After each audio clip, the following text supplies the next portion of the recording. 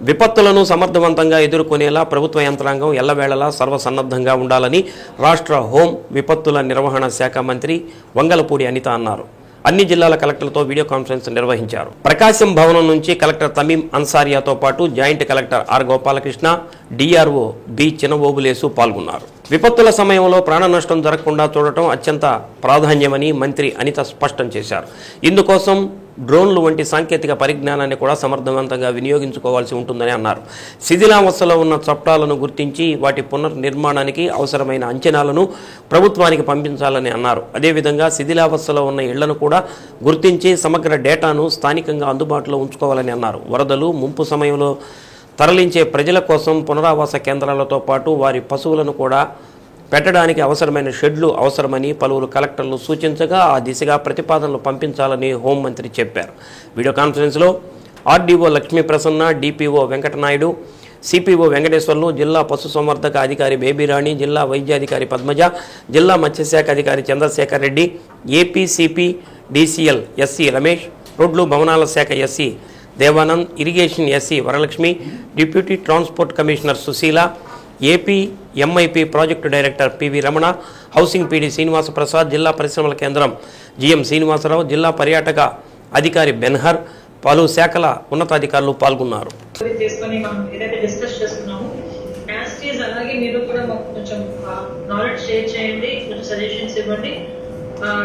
ఫర్దర్గా ఈ టెక్నాలజీని ఎలా బేస్ చేసుకొని ఇందాక కేఎస్ఆర్ గారిగా చెప్పినట్టుగా టెక్నాలజీని కూడా ఎలా బేస్ చేసుకొని మనం ఈ ప్రికాషన్స్ తీసుకుంటాము ప్రివెన్షన్ తీసుకుంటాము అన్నది కూడా ఒక వర్కౌట్ చేస్తున్నాం దాంట్లో కూడా అంటే ఈ మధ్యకాలంలో మనకి ఎలా ఉంటారు కదా హార్డ్ వర్క్ కాకుండా స్మార్ట్ వర్క్ చేయాలి అని చెప్పి గౌరవ సీఎం గారు పదే పదే మనందరికీ కూడా చెప్తున్నారు దీన్ని బేస్ చేసుకుని డిస్ట్రిక్ట్ లెవెల్ వరకు నా అబ్జర్వేషన్స్ లో ఏంటంటే ఈ రోజు మనందరం కూడా ఆలోచించుకున్న దాంట్లో ఎక్కువ రిక్వైర్మెంట్ మనకి బోట్స్ రిక్వైర్మెంట్ అనేది చాలా ఎక్కువగా ఉంది. Boats at the same time ఈ ఆపద మిత్రాలు డెఫినెట్ గా మనం రెడీ చేసుకోవాల్సిన అవసరం ఉంది.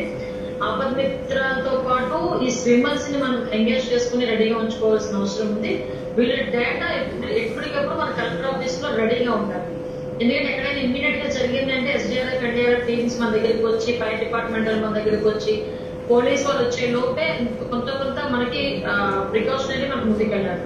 At the same time panchayat offices లో ఎక్కడైతే మనకి ప్రాబ్లమేటిక్ ప్లేసెస్ ఉంటాయి, కొన్ని కోస్టల్ ఏరియాస్ లో కొన్ని ప్లేసెస్ ఉంటాయి. ఈ లంక గ్రామాల్లో నాకు తెలిసి 7 జిల్లాల లంక గ్రామాలకి సంబంధించి స్పెషల్ గా ఫోకస్ తీసుకుని మనకి కేటగిరీ షెల్టర్స్ ఇవన్నీ కూడా మనం పెట్టుకునే అవసరం ఉంది. నరసాపురం మాజీ ఎంపీ ప్రస్తుత deputy speaker Raghuramaraju CID custodial హింస కేసు విచారణ వేగవంతంగా సాగుతుంది. గుంటూరు జీజీహెచ్లో వైద్య నివేదికకు సంబంధించి అసలు ఏమి జరిగిందనే కోణంలో కేసు విచారణ అధికారి జిల్లా ఎస్పీ ఏఆర్ దామోదర్ విచారణ చేపట్టారు. జీజీహెచ్లో ఇచ్చిన నివేదికను మార్పు చేసినారని రఘురామకృష్ణరాజు ఫిర్యాదులో పేర్కొన్నారు. గుంటూరు జీజీహెచ్లో పనిచేస్తున్న RMO Satish Kumar, assistant professor Rajendra, technician నాగరాజులను జిల్లా ఎస్పీ కార్యాలయంలో ఎస్పీ విచారించారు. గ్రామాల్లో సుస్థిర అభివృద్ధి సాధించేలా అన్ని శాఖలు సమన్వయంతో పనిచేసి అభివృద్ధి దిశగా పనిచేయాలని JP SIRD JD Keshavareddy, Kanigiri DLDO శ్రీనివాసరెడ్డిలు తెలిపారు. పంచాయతీరాజ్ గ్రామీణాభివృద్ధి శాఖ ఆధ్వర్యంలో సుస్థిర అభివృద్ధిపై ఉమ్మడి ప్రకాశం జిల్లా మండల స్థాయి అధికారులకు పాత జడ్పీ సమావేశ మందిరంలో శిక్షణ కార్యక్రమం నిర్వహించారు. మండల పరిధిలోని EOPRD, RWS, Panchayati Raj engineering, ICDS, వెలుగు ఏపీఎం, వైద్య ఆరోగ్య శాఖ అధికారులకు శిక్షణ కార్యక్రమం నిర్వహించారు. రాష్ట్రీయ గ్రామ స్వరాజ్య అభియాన్ సాధన లక్ష్యంతో ఈ శిక్షణ కార్యక్రమం నిర్వహిస్తున్నారు. శిక్షణలో నేర్చుకున్న అంశాలను గ్రామ స్థాయిలో సంబంధిత శాఖల సిబ్బందికి తెలియజేసి సుస్థిర అభివృద్ధి దిశగా పనిచేయాలని అన్నారు.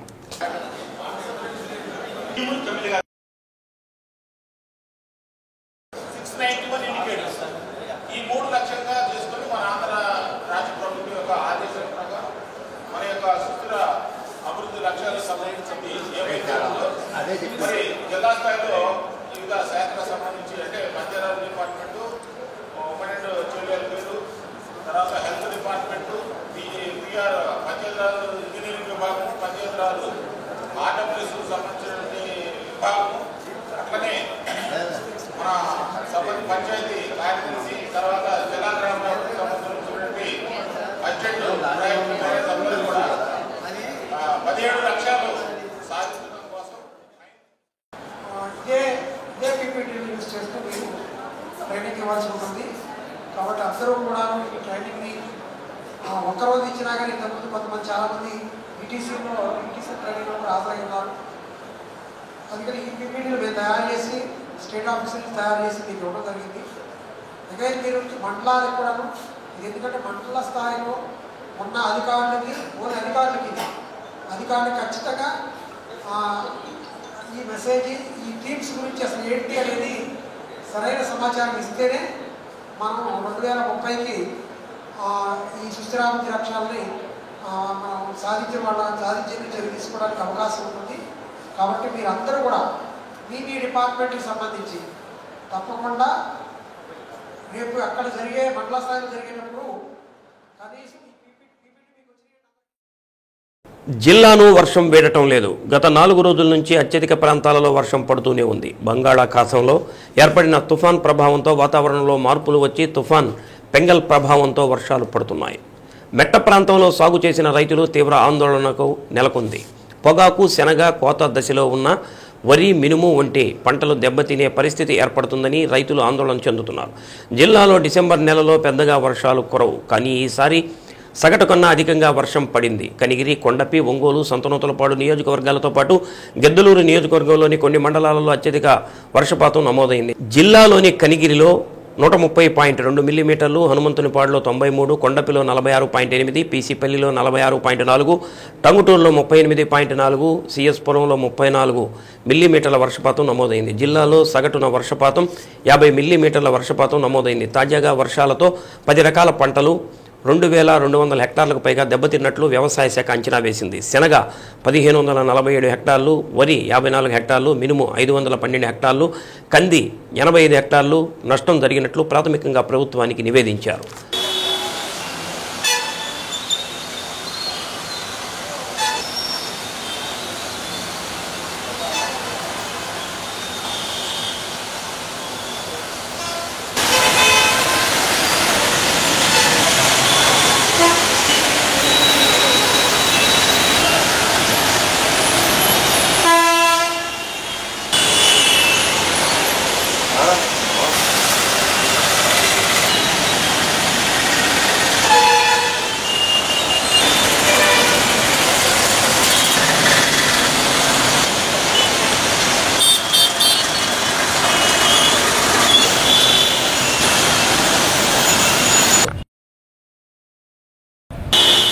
నగరంలోని తాగునీటి సమస్యకు 2 రోజుల్లో పరిష్కారం చేస్తామని ప్రజలు సమన్వయం పాటించి కార్పొరేషన్ అధికారులకు సిబ్బందికి సహకరించాలని మేయర్ గంగాడ సుజాత అన్నారు. భాగ్యనగర్ 4వ లైన్లో జరుగుతున్న పైపు లైన్ల పునర్నిర్మాణ పనులను మేయర్ గంగాడ సుజాత కార్పొరేటర్లు, ఇంజనీరింగ్ అధికారులు స్థానిక నాయకులతో కలిసి పరిశీలించారు. పనుల పురోగతికి సంబంధిత ఇంజనీరింగ్ అధికారులను అడిగి తెలుసుకున్నారు.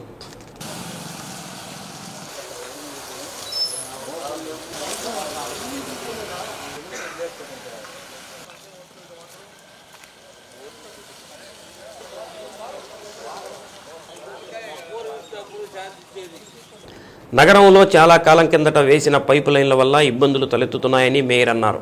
పాత లైన్లు మార్చే క్రమంలో జాయింట్లు ఏర్పాటుతో పాటు ఎత్తు ప్రాంతం నుంచి నీరు ఒక్కసారిగా రావడంతో జాయింట్లు నిలవక సకాలంలో నీరు ఇవ్వలేకపోతున్నామని అన్నారు. కార్పొరేషన్ అధికారులు, కార్పొరేటర్లు, ఇంజనీరింగ్ సిబ్బంది నిరంతరం పనులను పర్యవేక్షిస్తున్నారని తెలిపారు. సాంకేతిక సమస్యల వల్ల జాప్యం జరుగుతుందని అన్నారు. పైపు లైన్ నిర్మాణానికి 2 కోట్లు నిధులు కేటాయించామని, పైపు లైన్ నిర్మాణం అనంతరం రోడ్లు పూర్తి స్థాయిలో మరో 2 కోట్లతో నిర్మించనున్నట్లు మేయర్ తెలిపారు. గత కొంతకాలంగా పైపు లైన్ సమస్య తలెత్తడంతో నీటి పంపిణీ సమస్య తలెత్తిందని పసుపులెట్టి శ్రీనివాసరావు అన్నారు. వర్షంతో పాటు సాంకేతిక సమస్యలు రావడంతో జాప్యం జరిగిందని, 2 రోజుల్లో సమస్య పరిష్కారం అవుతుందని అన్నారు. నిరంతరం ఇంజనీరింగ్ అధికారుల పర్యవేక్షణలో పనులు జరుగుతున్నాయని, సాంకేతిక సమస్య వల్ల జాప్యం జరిగిందని డిఈ ఏసయ్య తెలిపారు. కార్యక్రమంలో కార్పొరేటర్ చింతపల్లి గోపి, టీడీపీ నాయకులు, ఇంజనీరింగ్ సిబ్బంది పాల్గొన్నారు.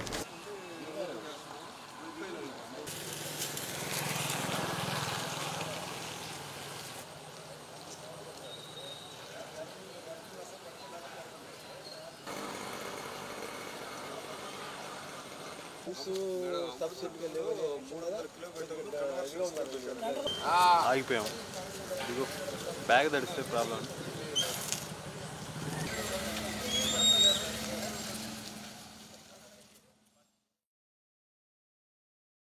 మనకు ఒంగోలులో ఈ సంవత్సరం వర్షాలు బాగా ఉన్నప్పటికీ కూడా పైప్ లైన్లో ఉన్నటువంటి ప్రాబ్లమ్స్ వలన మరి ప్రజలు చాలా ఇబ్బందులు పడుతున్నారు.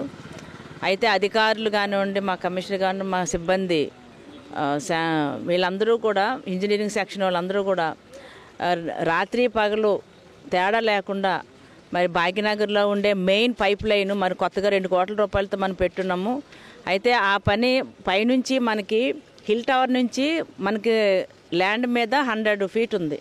అది ఫోర్స్గా రావడం వలన మధ్యలో అది బ్రేక్ అవడము, మళ్ళీ ఫెయిల్ అవడము, అట్లనే మరి ప్రజలకు నీళ్ళు అందించలేకపోవడం జరుగుతుంది. మరి చాలా రోజులుగా, దాదాపుగా మరి 1 నెల రోజుల నుంచి ఇదే పనిలో ఉంటున్నారు. అది వాళ్ళు చూస్తున్నారు, ట్రైల్ వేస్తున్నారు, మళ్ళీ నేమో ఫెయిల్ అవుతుంది. ఈ ఫోర్స్ వలన మరి వేరే గుంటూరు నుంచి కూడా వేరే పరికరాలను కూడా తీసుకొచ్చి పైప్ లైన్ తీసుకొచ్చి చెక్ చేస్తున్నారు, మోటార్లు తెప్పిస్తున్నారు. ఇవన్నీ కూడా ప్రజలు దయచేసి గమనించండి. ఎందుకంటే అందరూ కూడా సమయమును పాటించాల్సిన పరిస్థితి ఎంతైనా ఉంది. ఇప్పుడు ప్రజలకు ఎప్పుడూ కూడా అందుబాటులో ఉంటూ నిరంతరము కూడా అన్ని పనులు చేయాలని చెప్పి మాకు గౌరవ ఎమ్మెల్యే గారు ఆదేశాలు. మేము అందరం కూడా మా కార్పొరేటర్లు కానివ్వండి, మున్సిపల్ సిబ్బంది కానివ్వండి, ఎప్పుడు కూడా పనిలోనే నిమగ్నమై ఉంటున్నాము.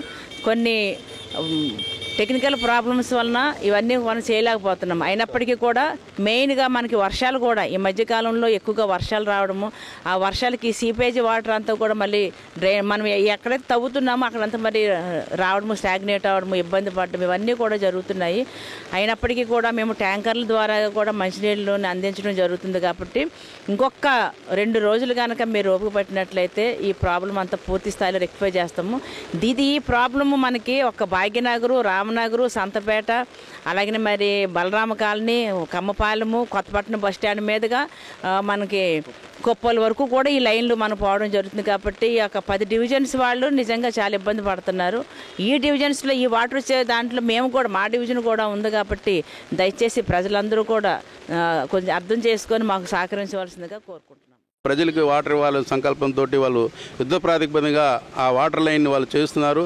ఆ క్రమంలో పైపులు 2 డిస్టర్బెన్స్ జరిగినందువల్ల అవి టెక్నికల్గా రెక్టిఫై జరిగినది. దాన్ని మళ్ళీ టెస్టింగ్లో పెట్టి పూర్తిగా దాన్ని సంపూర్ణంగా రెక్టిఫై చేసి ప్రజలకు రెగ్యులర్గా వాటర్ ఇవ్వాలనే సంకల్పంతో ఇంజనీరింగ్ అధికారులు కూడా నిరంతరం ప్రయత్నం చేస్తున్నారు. ఆ క్రమంగా ఈరోజు మేయర్ గారు కూడా గౌరవ ఎమ్మెల్యే గారి ఆదేశం మేరకు విజిట్ చేయడం జరిగింది. ఆ టైంలో కార్పొరేటర్లు కూడా ప్రయత్నం చేస్తున్నారు. ప్రజలకు ఇబ్బంది కలగకుండా ఈ 10 డివిజన్లలో కార్పొరేటర్లు, ఇంజనీరింగ్ అధికారులు వాటర్ ట్యాంకర్ల ద్వారా కూడా సప్లై చేస్తున్నారు. 11 రోజుల నుంచి కూడా ఈ భాగ్యనగర్లో ఇంటర్ కనెక్షన్లు మేము మొదలుపెట్టాము. అయితే మొదలుపెట్టినప్పుడు ఏంటంటే ఈ పైప్ లైన్లు తవ్వినప్పుడు కొన్ని టెక్నికల్గా గత పైప్ లైన్లకి ఇప్పటికీ కలపడంలో కొంత మనం వాటర్ వదిలినప్పుడు ఆ ప్రెజర్కి అవన్నీ కూడా ఫెయిల్ కావటం, మళ్ళీ వాటిని ఒక్కొక్క కనెక్షన్ ఇప్పుడు 3 కనెక్షన్లు ఉంటే ఒక్కొక్క దాన్ని 3 సార్లుగా ఆ విధంగా రోజు రాత్రిపూట మేము దగ్గరగా 2-3 దాకా కూడా పనిచేస్తూ ఉన్నాము. ఈ రోజుతోటి బహుశా అది కొద్దిగా పూర్తి అవుతుందని అనుకుంటున్నాము. ఇవాళ మధ్యాహ్నం నుంచి మేము కొద్దిగా పంపింగ్ చేసేసి పట్టణ ఈ ఏరియాలోని 10 డివిజన్ల ప్రజలకు కూడా త్రాగునీటికి ఇబ్బంది లేకుండా చేయగలని ఆశిస్తున్నాం.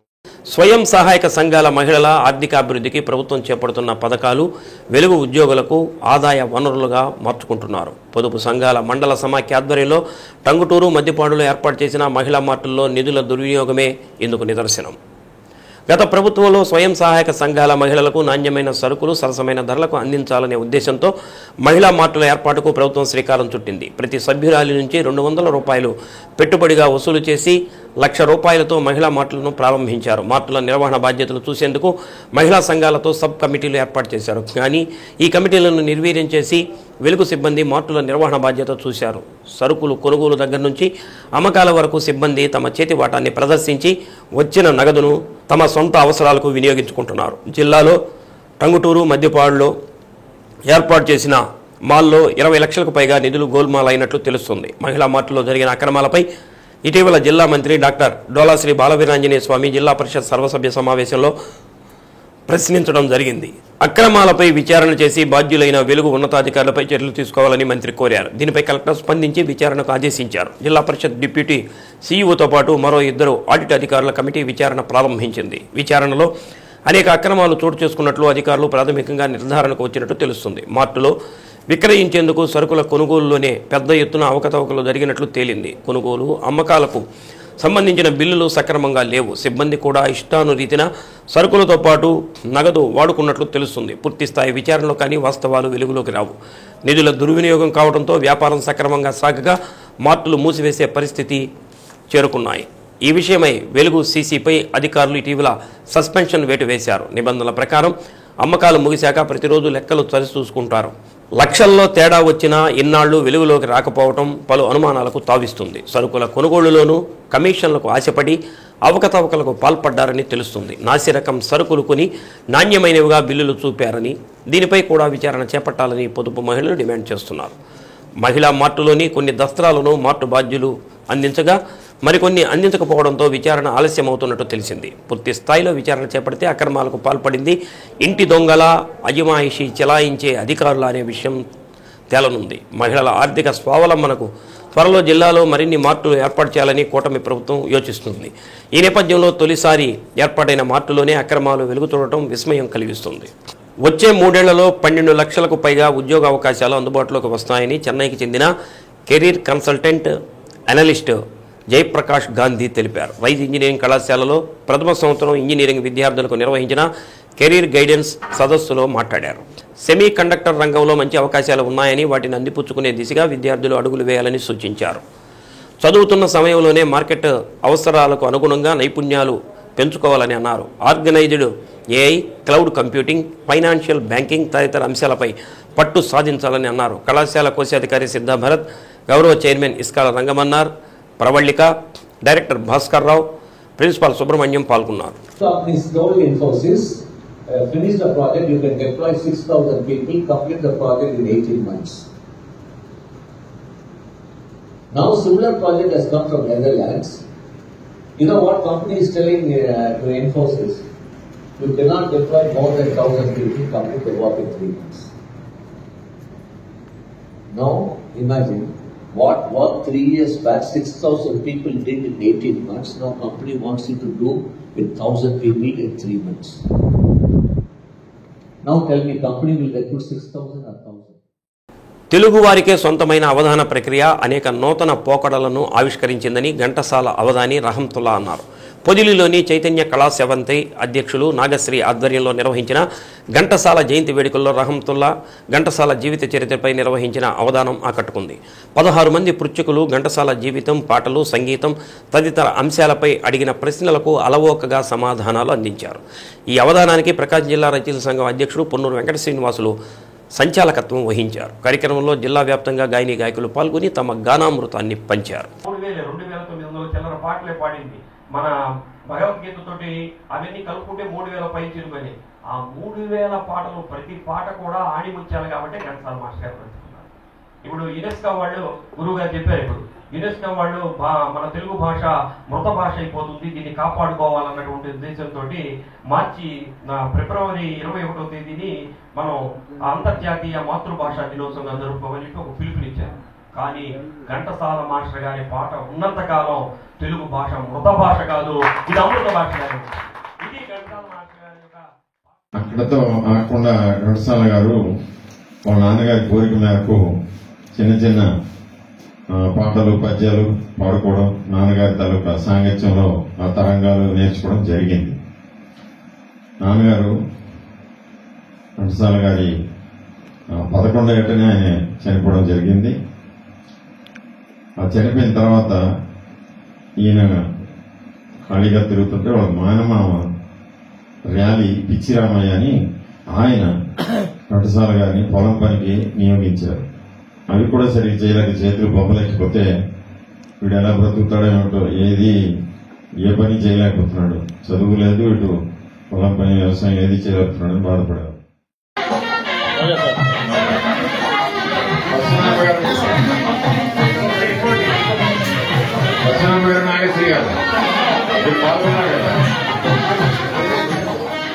తిరుపతి వెంకటేశ్వర యూనివర్సిటీలోని ఇంజనీరింగ్ విభాగంలో పనిచేస్తున్న ప్రొఫెసర్ చెంగయ్యపై బజరంగ్ దళ్ సభ్యులు దాడి చేయడాన్ని పీడీఎస్యూ రాష్ట్ర అధ్యక్షుడు ఎల్ రాజశేఖర్, ఐఎఫ్టీయూ రాష్ట్ర కార్యదర్శి ఆర్ మోహన్, పీఓడబ్ల్యూ రాష్ట్ర కార్యదర్శి బి పద్మ, కేఎన్పిఎస్ జిల్లా సహాయ కార్యదర్శి జార్జి తీవ్రంగా ఖండించారు.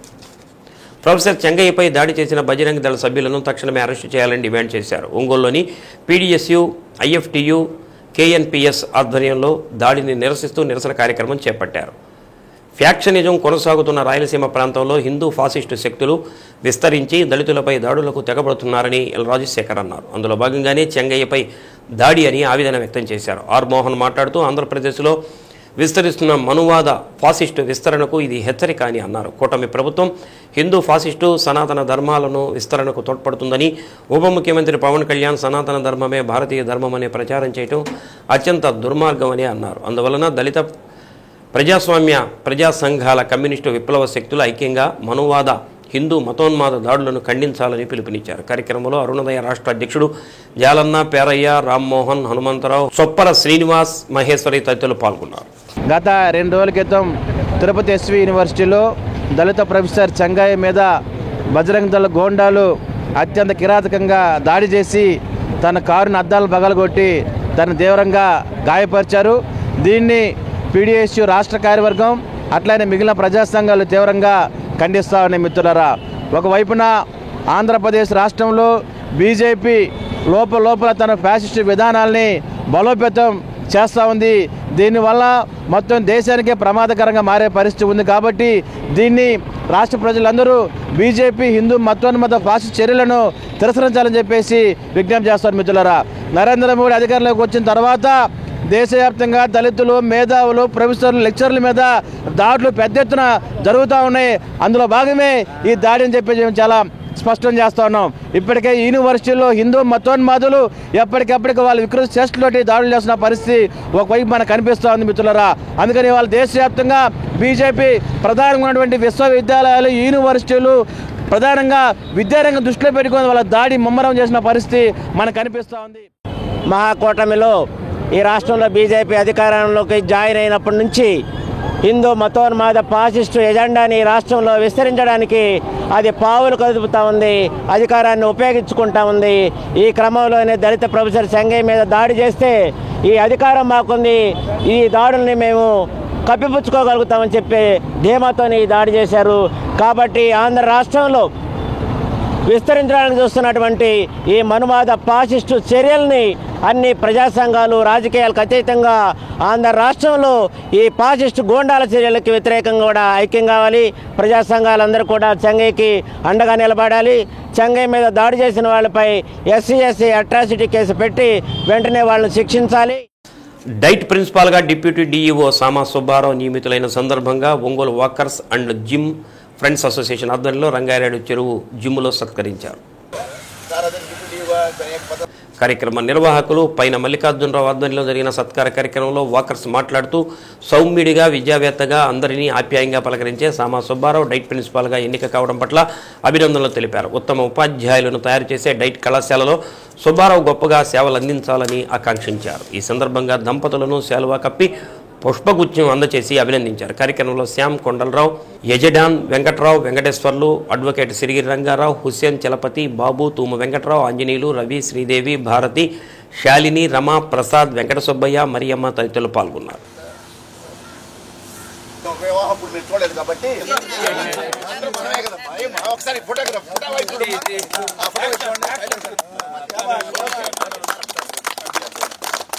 గురించి 2 మాటలు మా సార్ ఓకే. వారికి ఈరోజు ఈ సన్మాన కార్యక్రమం మనం హృదయపూర్వకంగా చేసేందుకు అందరూ ధన్యవాదాలు తెలియజేస్తాను. అదేవిధంగా వారు అనేక విషయాల్లో మరి ప్రధానోపాధ్యాయులకు కానీ మరి డిప్యూటీగా ఉన్నప్పుడు పాఠశాలకు వెళ్ళినప్పుడు కానీ చక్కని సూచనలు ఇచ్చి మరి విద్యార్థులు ఉపాధ్యాయులు అనేక విషయాలు తీసుకోవడానికి కృషి చేయడానికి వారికి అనేక అంశాల్లో మరి పట్టుంది. మరి ఆ విధంగా వారి భవిష్యత్తులో కూడా DO కావాలని మనస్ఫూర్తిగా మనందరం ఈ రంగరేశ్వరు కట్ట మీద Ongole walkers and gym mates ఆధ్వర్యంలో సుబ్బారావు గారు డిప్యూటీ DOగా చేస్తూ ప్రమోషన్ మీద డైట్ కాలేజీ ప్రిన్సిపాల్గా పోయినందుకు మేము చిన్న సత్కారం చేశాము. ఈ అందరూ వచ్చినందుకు కూడా అందరికి ధన్యవాదాలు. సారు 1996లో స్కూల్ అసిస్టెంట్గా తమ విద్యుల్లో ప్రవేశించి ఆ తర్వాత అంచెలంచెలుగా ఎదుగుతూ ఆ తర్వాత డైట్ కాలేజ్ జూనియర్ లెక్చరర్గా ఆ తర్వాత డైట్ కాలేజ్ సీనియర్ లెక్చరర్గా ప్రస్తుతం వారు మన డైట్ కాలేజ్ ప్రిన్సిపల్గా పదోన్నతి పొందినందుకు మా జిమ్ అండ్ వాకర్స్ అసోసియేషన్ తరఫున వారికి చక్కని సన్మానం ఇక్కడ ఏర్పాటు చేయడం జరిగింది. ప్రిన్సిపల్గా ప్రమోషన్ వచ్చినందుకు సార్కి మా అభినందనలు. జిమ్ అండ్ వాకర్స్ అసోసియేషన్ తరఫున మేమందరం అభినందనలు చెప్తున్నాం సార్కి. మీకు ఎలా పరిచయం వీళ్ళందరూ? మేమందరం జిమ్లోనేనండి, అందరం కలిసి అందరు సారు వాళ్ళందరూ బాగా మేడం గారి అంతా మాతో బాగా కలిసి ఉంటారు. మన జిమ్ మేట్స్ కూడా అందరూ మనతో బాగుంటారు. ఇలాంటి సాంప్రదాయం చేయటం మీరు ఎలా ఫీల్ అవుతారు? చాలా హ్యాపీగా ఫీల్ అవుతున్నాను. ఇప్పుడు ఇలాంటి వాతావరణం ఉంటే చాలా బాగుంటుంది gym and walkers association. So నాకు ప్రమోషన్ అనేటువంటిది అది నా వృత్తిలో భాగం. సో నాకు మా జిల్లాధికారుల నుంచి కలెక్టర్ గారి నుంచి వచ్చేటువంటి ప్రశంసల కంటే ఇలా ఆప్యాయత కలిగినటువంటి మిత్రుల మధ్య ఇలా షేర్ చేసుకునే సందర్భం అయితే చాలా మర్చిపోలేనిదిగా నేను భావిస్తున్నాను. ఈ సాంప్రదాయాన్ని ఏర్పాటు చేసినటువంటి మన యొక్క gym walkers and gym mates బృందానికి ధన్యవాదాలు తెలియజేస్తూ ఈ ఆనవాయితీని కొనసాగించవలసిందిగా కోరుకుంటూ కొప్పోలులో శివ అయ్యప్ప స్వామి దుర్గా పడి భజన అయ్యప్ప భక్త బృందం నిర్వహించారు. అరటి బోధెలతో మెట్లను ఏర్పాటు చేశారు. దీపాలు వెలిగించి మాలధారులు అయ్యప్ప స్వామి భక్తి గీతాలు ఆలపించారు. భక్తుల అంజిరెడ్డి గురుస్వామి, ఏసల ఆంజనేయులు గురుస్వామి ఆధ్వర్యంలో అయ్యప్ప, గోవింద, శివ, దుర్గా మాలధారులు పాల్గొని పూజలు చేశారు. కార్యక్రమంలో ఆవులమంద వెంకట్రావు, సింగమనేని ఆంజనేయులు, లింగ ఆంజనేయులు, యాదాల పవన్, ఏ వెంకట్రావు పాల్గొన్నారు. దేవుని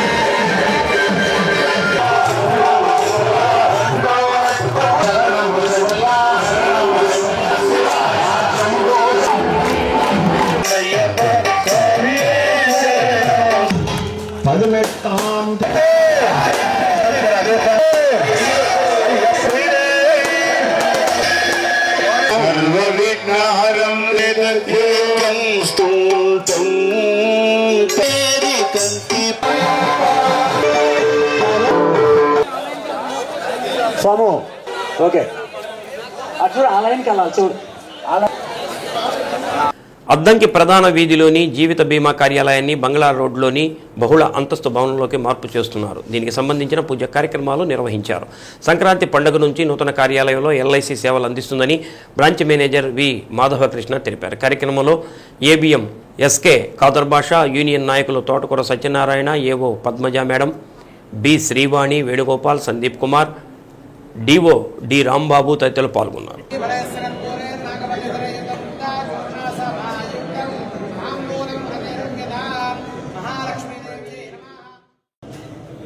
అద్దంకి బ్రాంచ్ని నూతన గృహప్రవేశం చేస్తున్నాము. బంగ్లా రోడ్లో ఉన్న కొత్త బిల్డింగ్కి త్వరలోనే షిఫ్ట్ అవ్వడానికి సన్మానం అంతా జరుగుతున్నది. ఇది అన్ని అంటే అద్దంకి ప్రజలందరికీ ఇది ఒక విజ్ఞప్తి. పండగ వెళ్ళిన తర్వాత నుంచి కార్యకలాపాలన్నీ కొత్త ఎల్ఐసి ఆఫీస్ జరుగుతుంది. సో అప్పుడు దాకా పాత ఆఫీసులోనే కార్యకలాపాలు అనేది జరుగుతాయి. ఏమన్నా ఈరోజు పూజా కార్యక్రమం జరిగినది.